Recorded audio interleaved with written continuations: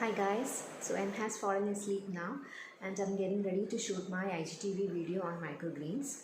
So before I start, I think I should say a few words about microgreens. So microgreens, as you all know, is rich in antioxidants and they have higher nutritive value than sprouts, and they are obviously green leafy vegetables which we all know are super nutrient food.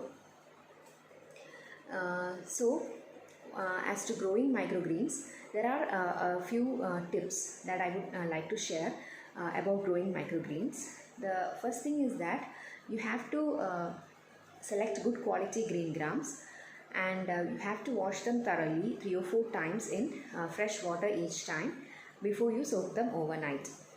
So next thing is that I'm going to show you here how to grow microgreens without soil.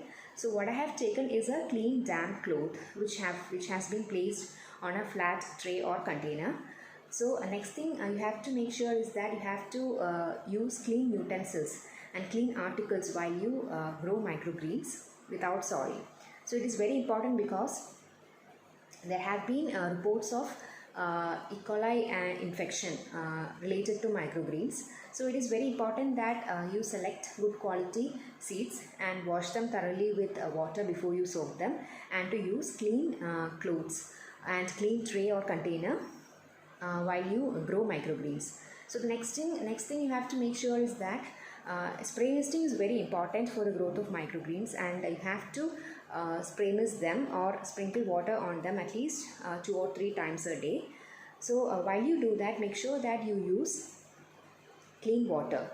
I use boiled water which has been cooled thoroughly before I spray mist it onto the microgreen seeds. So that step is very important. You shouldn't skip that step. Another thing is that in the first 3 days after sowing the seeds, after sowing the sprouts, in the first 3 days you should keep it in dark. You should keep the sprouts in dark, which helps them grow fast.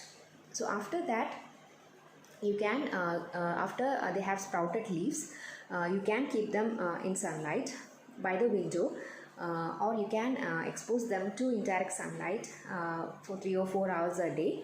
It isn't compulsory that you do that. Some people say that you can even keep it on your dining table, and it is not compulsory that you expose them to sunlight. But I have exposed them to sunlight, like for indirect sunlight, for like 3 or 4 hours a day, and not harsh sunlight.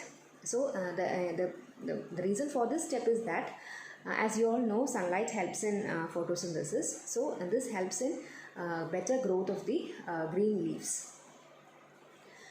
Another thing is that it is better to harvest these microgreens after they have sprouted like 2 leaves. At this 2-leaf stage, you can even harvest the roots and include them in your diet. But after the 2-leaf stage, what happens is the roots start to get bitter, and if you cook it also, it will taste bitter. So it is better that you cultivate or harvest them in the 2-leaf stage.